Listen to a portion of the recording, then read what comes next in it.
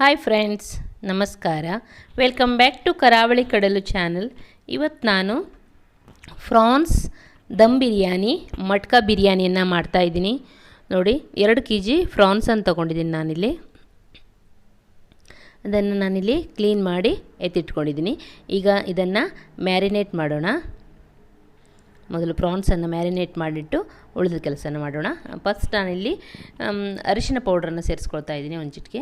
ಹಾಗೆ 1 tea spoon, 1.5 tea spoon ಆಗುವಷ್ಟು chilli powder, ಹಾಗೆ ಜೀರಿಗೆ, ಹಾಗೆ ನಾನಿಲ್ಲಿ ಚಿಕನ್ ಮಸಾಲ ಪೌಡ್ರನ್ನು ಸಹ ಸೇರಿಸ್ತಾ ಇದ್ದೀನಿ. ಆನಂತರ ಗರಂ ಮಸಾಲ ಪೌಡರ್, ಹಾಗೆ ಧನಿಯಾ ಪೌಡ್ರನ್ನು ಸಹ ಸೇರಿಸ್ಕೊಳ್ತಾ ಇದ್ದೀನಿ. 1.5 ಟೀ ಸ್ಪೂನ್ ಅಷ್ಟು ಧನಿಯಾ ಪೌಡರ್, ಹಾಗೆ ಪೆಪ್ಪರ್ ಪೌಡರ್. ನಾನಿಲ್ಲಿ ಚಿಲ್ಲಿ ಮತ್ತು ಪೆಪ್ಪರ್ ಎಲ್ಲವನ್ನು ಯೂಸ್ ಮಾಡಿದ್ದೀನಿ, ಆಗ ಸ್ವಲ್ಪ ಯೂಸ್ ಮಾಡಿದ್ದೀನಿ. ಹಾಗೆ ರುಚಿಗೆ ತಕ್ಕಷ್ಟು ಉಪ್ಪು, ಆನಂತರ ಶುಂಠಿ ಬೆಳ್ಳುಳ್ಳಿ ಪೇಸ್ಟನ್ನು ಸಹ ಸೇರಿಸ್ಕೊಳ್ತಾ ಇದ್ದೀನಿ. ಆನಂತರ ಮೊಸರನ್ನು ಹಾಕಿಬಿಟ್ಟು ಕಲಸಿ ಒಂದು ಅರ್ಧ ಗಂಟೆ ಮ್ಯಾರಿನೇಷನ್ ಮಾಡಿಡಬೇಕು. ತುಂಬ ಸೂಪರಾಗಿರುತ್ತೆ, ತುಂಬ ಟೇಸ್ಟಿಯಾಗಿರುತ್ತೆ. ಈ ರೀತಿಯಾಗಿ ಒಮ್ಮೆ ನೀವು ಟ್ರೈ ಮಾಡಿ ನೋಡಿ, ತುಂಬಾ ಪರ್ಫೆಕ್ಟಾಗಿ ಬರುತ್ತೆ ಈ ರೀತಿ ನಾನು ಹೇಳೋ ಮೆಥಡಲ್ಲಿ ಮಾಡಿದರೆ. ಯಾರು ನನ್ನ ಚಾನಲನ್ನು ಫಸ್ಟ್ ಟೈಮ್ ನೋಡ್ತಾ ಇದ್ದೀರಾ, ದಯವಿಟ್ಟು ಸಬ್ಸ್ಕ್ರೈಬ್ ಮಾಡ್ಕೊಂಡು ನೋಡಿರಿ. ಹಾಗೆಯೇ ಪಕ್ಕದಲ್ಲಿರುವ ಬೆಲ್ ಬಟನನ್ನು ಸಹ ಒತ್ತಿರಿ. ವಿಡಿಯೋ ನೋಡೋದರ ಮೂಲಕ ನನಗೆ ಸಪೋರ್ಟ್ ಮಾಡಿರಿ. ನೋಡಿ, ಇವಾಗ ಕಲಿಸ್ಬಿಟ್ಟು ಮ್ಯಾರಿನೇಷನ್ ಮಾಡಲಿಕ್ಕೆ ಇಟ್ಟಿದ್ದೀನಿ. ಅರ್ಧ ಗಂಟೆ ಮುಚ್ಚಿಡೋಣ. ಹಾಗೆ ಈ ಕಡೆ ನಾನು ಎಣ್ಣೆನ ಕಾಯ್ಲಿಕ್ಕೆ ಇಟ್ಕೊಂಡಿದ್ದೀನಿ. ಫ್ರೈಡ್ ಆನಿಯನ್ಸನ್ನು ಮಾಡ್ತೀನಿ. ಫ್ರೈಡ್ ಆನಿಯನ್ಸ್ ಮಾಡುವಾಗ ಸ್ವಲ್ಪ ಈರುಳ್ಳಿನ ಹಾಕಿ ಫ್ರೈ ಮಾಡ್ಕೊಳ್ಬೇಕು, ಬೇಗ ಫ್ರೈ ಆಗುತ್ತೆ. ಕ್ರಿಸ್ಪಿಯಾಗಿ ಫ್ರೈ ಮಾಡ್ಕೊಳ್ಬೇಕು. ನೋಡಿ, ಕಲರ್ ಚೇಂಜ್ ಆಗ್ತಾ ಇದೆ. ಇದು ನಾನು ರೈಸಿಗೆ ಮೇಲೆ ಹಾಕಲಿಕ್ಕೆ ಇವಾಗಲೇ ಫ್ರೈ ಮಾಡಿ ಇಟ್ಕೊಳ್ತಾ ಇದ್ದೀನಿ. ನಾನಿಲ್ಲಿ 1 ಈರುಳ್ಳಿನ ಫ್ರೈ ಮಾಡಿ ಎತ್ತಿಟ್ಕೊಳ್ತಾ ಇದ್ದೀನಿ. ನೋಡಿ, ಫ್ರೈ ಮಾಡಿ ಎತ್ತಿಟ್ಕೊಳ್ತಾ ಇದ್ದೀನಿ.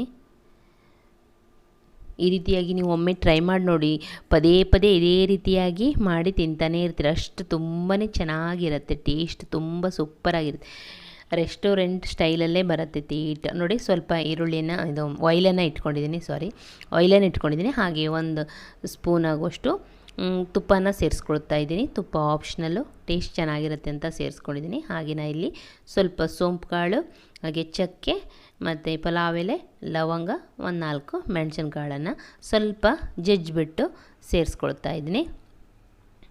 ಸ್ವಲ್ಪ ಕುಟ್ಕೊಂಡು ಹಾಕ್ಕೊಳ್ಬೇಕು, ಫ್ಲೇವರ್ ಚೆನ್ನಾಗಿರುತ್ತೆ. ಆನಂತರ ಈರುಳ್ಳಿ, ನೀವು ಈ ಪ್ರೊಸೀಜರನ್ನು ಡೈರೆಕ್ಟ್ ಫಾಟಲ್ಲೇ ಮಾಡ್ಬೋದು. ನಾನು ಫಾಟಲ್ಲಿ ಕಾಣಿಸಲ್ಲ ಅಂತ ಪಾತ್ರೆಯಲ್ಲಿ ಮಾಡಿ ಆನಂತರ ಪಾಟ್ಗೆ ಟ್ರಾನ್ಸ್ಫರ್ ಮಾಡ್ಕೊಳ್ತೀನಿ. ನೀವು ಮಾಡುವಾಗ ಡೈರೆಕ್ಟ್ ಫಾಟಲ್ಲೇ ಮಾಡ್ಬೋದು. ನೋಡಿ, ಈ ಹಸಿಮೆಣಸನ್ನು ಹಾಕಿದ ನಂತರ ಸಿಡಿತದಂತ ಮುಚ್ಚಿಟ್ಟು ಬೇಯಿಸ್ತಾ ಇದ್ದೀನಿ. ಹಸಿಮೆಣಸು ಆದ ನಂತರ ನಾನಿಲ್ಲಿ 2 ಈರುಳ್ಳಿಯನ್ನು ತೊಗೊಂಡಿದ್ದೀನಿ. ದೊಡ್ಡ ಸೈಜಿನ 2 ಈರುಳ್ಳಿಯನ್ನು ಕಟ್ ಮಾಡಿದ್ದೀನಿ. ಅದನ್ನು ಸಹ ಫ್ರೈ ಮಾಡ್ಕೊಳ್ತಾ ಇದ್ದೀನಿ. ಇದನ್ನು ಬ್ರೌನ್ ಕಲರ್ ಅಂದರೆ ಸ್ವಲ್ಪ ಫ್ರೈ ಆದರೆ ಸಾಕು, ಭಾಳಷ್ಟು ಫ್ರೈ ಮಾಡಬೇಕಂತ ಏನಿಲ್ಲ. ನೋಡಿ, ಈ ಕಡೆ ನಾನು ರೈಸ್ ಮಾಡಲಿಕ್ಕೆ ನೀರನ್ನು ಕುದಿಯೋಕೆ ಇಟ್ಕೊಂಡಿದ್ದೀನಿ. ನೀರು ಕುದೀತಾ ಇದೆ. ಇವಾಗ ನಾವು ಇದಕ್ಕೆ ಏನೆಲ್ಲ ಬೇಕೋ ನೋಡೋಣ. ನಾನಿಲ್ಲಿ ಪಲಾವ್ ಎಲೆಯನ್ನು ಸೇರಿಸ್ತಾ ಇದ್ದೀನಿ. ನಿಮ್ಮ ಹತ್ರ ಇದ್ದರೆ ಸೇರಿಸ್ಬೋದು, ಇಲ್ಲಾಂದರೆ ಇಲ್ಲ, ಆಪ್ಷನಲ್ಲು. ಪಲಾವ್ ಎಲೆ ಎಲ್ಲ, ಬಿರಿಯಾನಿ ಎಲೆಯನ್ನು ಸೇರಿಸ್ತಾ ಇದ್ದೀನಿ. ಆನಂತರ ಪಲಾವ್ ಎಲೆ, ಹಾಗೆ ಚಕ್ಕೆ, ಲವಂಗ ಮತ್ತು ಸ್ವಲ್ಪ ಎಣ್ಣೆನೂ ಸಹ ಸೇರಿಸ್ಕೊಳ್ತಾ ಇದ್ದೀನಿ. ಎಣ್ಣೆ ಹಾಕೋದ್ರಿಂದ ರೈಸ್ ತುಂಬ ಉದುರಾಗಿ ಬರುತ್ತೆ. ಅದನ್ನೆಲ್ಲ ಹಾಕಿಬಿಟ್ಟು ಕುದಿಸ್ಬೇಕು. ಆ ಕಡೆ ಕುದಿಯೋಕೆ ಬಿಟ್ಟಿದ್ದೀನಿ. ಹಾಗೆ ಈ ಕಡೆ ಈರುಳ್ಳಿ ಫ್ರೈ ಆಗಿದೆ. ನೋಡಿ, ಇಷ್ಟು ಫ್ರೈ ಆದ ನಂತರ ನಾನು ಇದಕ್ಕೆ ಟೊಮೆಟೊನ ಸೇರಿಸ್ಕೊಂಡು ಫ್ರೈ ಮಾಡ್ಕೊಳ್ತಾ ಇದ್ದೀನಿ. ಚಿಕ್ಕದಾಗಿ ಹೆಚ್ಚಿರುವಂಥ 2 ಟೊಮೆಟೊನ ಸಹ ಸೇರಿಸ್ಕೊಂಡಿದ್ದೀನಿ ಇದಕ್ಕೆ. ಇದನ್ನು ಸಹ ದೊಡ್ಡ ಟೊಮೆಟೊ ಚೆನ್ನಾಗಿ ಫ್ರೈ ಮಾಡ್ಕೊಳ್ಬೇಕು. ಇವಾಗ ಅದನ್ನು ಸಹ ಮುಚ್ಚಿಡ್ತಾ ಇದ್ದೀನಿ. ಆನಂತರ ನೋಡಿ, ನಾನಿಲ್ಲಿ ರೈಸನ್ನು ನೆನೆ ಹಾಕಿ ಇಟ್ಟಿದ್ದೆ. ಅಟ್ಲೀಸ್ಟ್ ಒಂದು 2-3 ಅವರ್ಸ್ ಮೊದಲೇ ನೆನೆ ಹಾಕಬೇಕು. ಈ ಬಾಸುಮತಿ ರೈಸ್ ಇದು ನಾನು ಬಾಯ್ಲ್ಡ್ ಬಾಸುಮತಿ ರೈಸನ್ನು ತೊಗೊಂಡಿದ್ದೀನಿ. ಕುಚಿಗಕ್ಕಿ ಬಾಸುಮತಿ ರೈಸ್ ಅಂತ ಸಿಗುತ್ತೆ. ಅದು ಅನ್ನ ತುಂಬಾ ಚೆನ್ನಾಗಿ ಬರುತ್ತೆ, ಉದುರಾಗಿ ಉದ್ದನೆಯಾಗಿ ಬರುತ್ತೆ. ತುಂಬ ಬಿರಿಯಾನಿಗಂತೂ ತುಂಬ ಸೂಪರಾಗುತ್ತೆ ರೈಸ್. ಅದರಿಂದ 2-3 ಗಂಟೆವರೆಗೂ ನೆನೆ ಹಾಕಿದ್ದೀನಿ. ನೋಡಿ, ಈ ಕಡೆ ನೀರು ಸಹ ಚೆನ್ನಾಗಿ ಕುದೀತಾ ಇದೆ. ನೀರು ಕುದೀತಾ ಇದೆ ನೋಡಿ. ಈಗ ನಾನು ಇಲ್ಲಿರುವಂತಹ ಬಿರಿಯಾನಿ ಎಲೆಯನ್ನು ತೆಗೆದು ಬಿಡ್ತೀನಿ. ಇಡ್ಬೋದು ಅದರಲ್ಲೇ, ನಾನು ಬೇಡ ಅಂತ ಅದನ್ನು ಎತ್ತಾಕ್ತಾ ಇದ್ದೀನಿ. ಅದು ಕುದ್ದ ನಂತರ ಅದರ ಫ್ಲೇವರ್ ಬಿಟ್ಟ ನಂತರ ಅದನ್ನು ಎತ್ತಾಕ್ತಾ ಇದ್ದೀನಿ. ನೀವು ಅದರಲ್ಲೇ ಸಹ ಬಿಡ್ಬೋದು.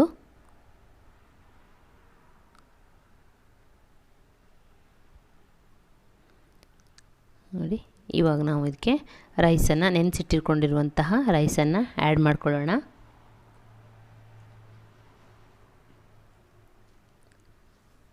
ಇವಾಗ ನೋಡಿ, ನೆನೆಸಿಟ್ಕೊಂಡಿರುವಂತಹ ರೈಸನ್ನು ಆ್ಯಡ್ ಮಾಡ್ತಾ ಇದ್ದೀನಿ.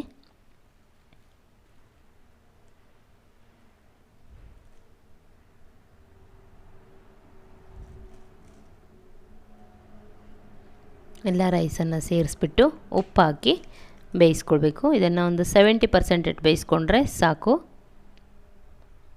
ನೋಡಿ, ಈ ಕಡೆ ಟೊಮೆಟೊ ಸಹ ಸಾಫ್ಟ್ ಆಗಿದೆ, ಬೆಂದಿದೆ. ಇಷ್ಟ ಆಗಿದ್ದರೆ ಸಾಕು. ಈಗ ಇದಕ್ಕೆ ಉಳಿದಿರೋ ಇಂಗ್ರೀಡಿಯೆಂಟ್ಸನ್ನು ಸೇರಿಸ್ಕೊಳ್ಳೋಣ.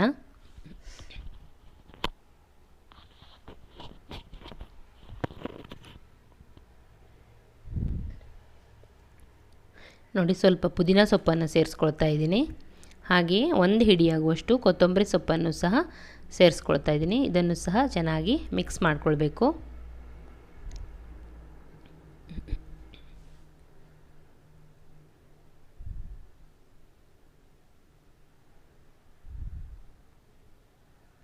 ಆನಂತರ ನೋಡಿ, ನಾನು ಹೇಳಿದಿರೋ ಹಾಗೆ ನಾನು ಆ ಪ್ರೊಸೀಜರನ್ನು ಡೈರೆಕ್ಟಾಗಿ ಫಾಟಲ್ಲೇ ಮಾಡ್ಬೋದು, ಆದರೆ ನಾನು ಕಾಣಿಸಲ್ಲ ಅಂತ ವಿಡಿಯೋದಲ್ಲಿ.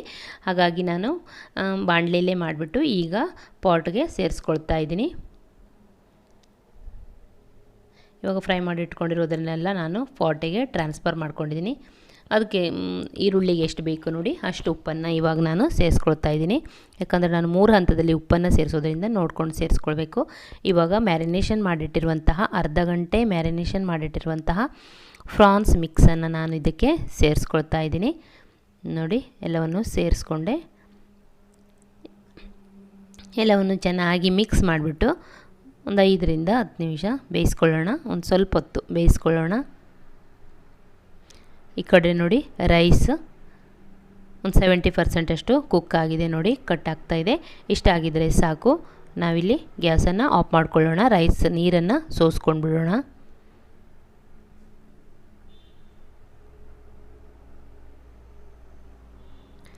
ನೋಡಿ, ಹಾಗೆ ಈ ಕಡೆಯೂ ಸಹ ಫ್ರಾನ್ಸ್ ಎಲ್ಲ ಬೆಂದಿದೆ ನೋಡಿ. ಇಷ್ಟು ಬೆಂದಿದ್ರೆ ಸಾಕು. ಈಗ ನಾವಿದಕ್ಕೆ ನಾನು ಸ್ವಲ್ಪ ಎತ್ತಿಟ್ಕೊಳ್ತಾ ಇದ್ದೀನಿ. 2 ಲೇಯರ್ ಮಾಡಿ ರೈಸನ್ನು ಹಾಕೋದ್ರಿಂದ ಮತ್ತೊಂದು ಲೇಯರಿಗೆ ಹಾಕುವ ಅಂತ ಎತ್ತಿಟ್ಕೊಳ್ತಾ ಇದ್ದೀನಿ. ಸ್ವಲ್ಪ ಎತ್ತಿಟ್ಕೊಂಡಿದ್ದೀನಿ. ಈಗ ರೈಸನ್ನು ಆ್ಯಡ್ ಮಾಡ್ಕೊಳ್ತೀನಿ. ನೋಡಿ, ಅನ್ನನ ಆ್ಯಡ್ ಮಾಡ್ತಾ ಇದ್ದೀನಿ.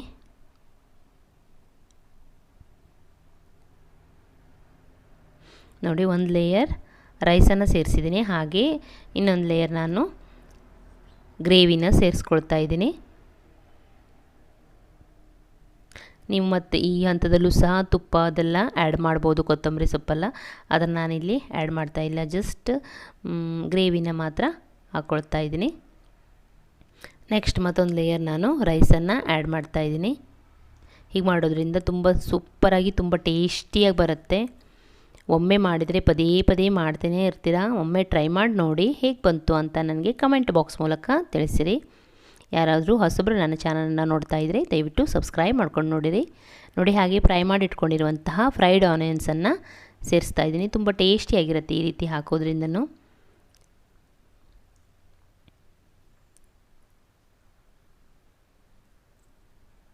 ತುಂಬಾ ಸಿಂಪಲಾಗಿ ಮಾಡ್ಕೊಳ್ಬೋದು ಮತ್ತು ಫಟಾಫಟ್ ಅಂತ ಆಗುತ್ತೆ. ಬಾಸುಮತಿ ರೈಸ್ ಒಂದು ನೆನೆಸಿಟ್ಬಿಟ್ರೆ ಬೇಗನೆ ಆಗೋಗ್ಬಿಡುತ್ತೆ.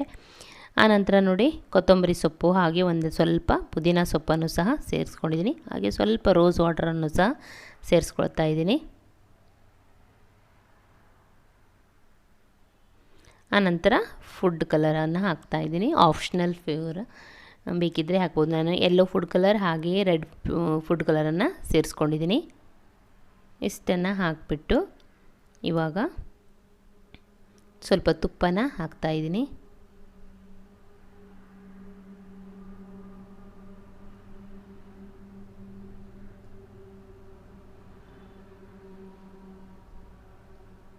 ಇವಾಗ ಅದಕ್ಕೆ ಸರಿ ಹೊಂದುವಂತಹ ಪ್ಲೇಟನ್ನು ಮುಚ್ಚಿ ನಾವು ವೇಟ್ ಇರೋದೇನಾದರೂ ಹೇರ್ಬೋದು.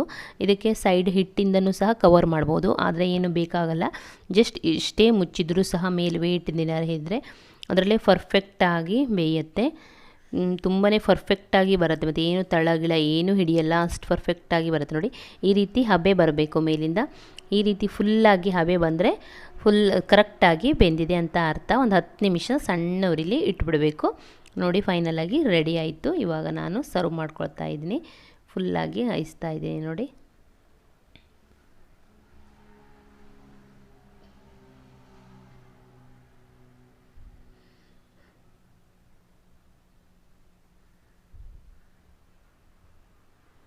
ತುಂಬ ಸೂಪರಾಗಿರುವಂತಹ, ತುಂಬ ಟೇಸ್ಟಿಯಾಗಿರುವಂತಹ ಫ್ರಾನ್ಸ್ ದಮ್ ಬಿರಿಯಾನಿ, ಮಟ್ಕಾ ಬಿರಿಯಾನಿ ರೆಡಿಯಾಗಿದೆ. ನೀವು ಸಹ ಒಮ್ಮೆ ಟ್ರೈ ಮಾಡಿ ನೋಡಿ, ತುಂಬಾ ಅದ್ಭುತವಾಗಿ ಬರುತ್ತೆ. ಎಲ್ಲರೂ ಸಹ ಇಷ್ಟಪಟ್ಟು ತಿಂತಾರೆ. ಮಕ್ಕಳಿರೋ ಮನೇಲಂತೂ ತುಂಬಾ ಇಷ್ಟಪಟ್ಟು ತಿಂತಾರೆ. ಒಮ್ಮೆ ಟ್ರೈ ಮಾಡಿ ನೋಡಿ, ಹೇಗೆ ಬಂತು ಅಂತ ನನಗೆ ಕಮೆಂಟ್ ಬಾಕ್ಸ್ ಮೂಲಕ ತಿಳಿಸಿರಿ. ಇಷ್ಟೊತ್ತು ನನ್ನ ವಿಡಿಯೋ ನೋಡಿದ್ದಕ್ಕಾಗಿ ಧನ್ಯವಾದಗಳು. Thank you for watching.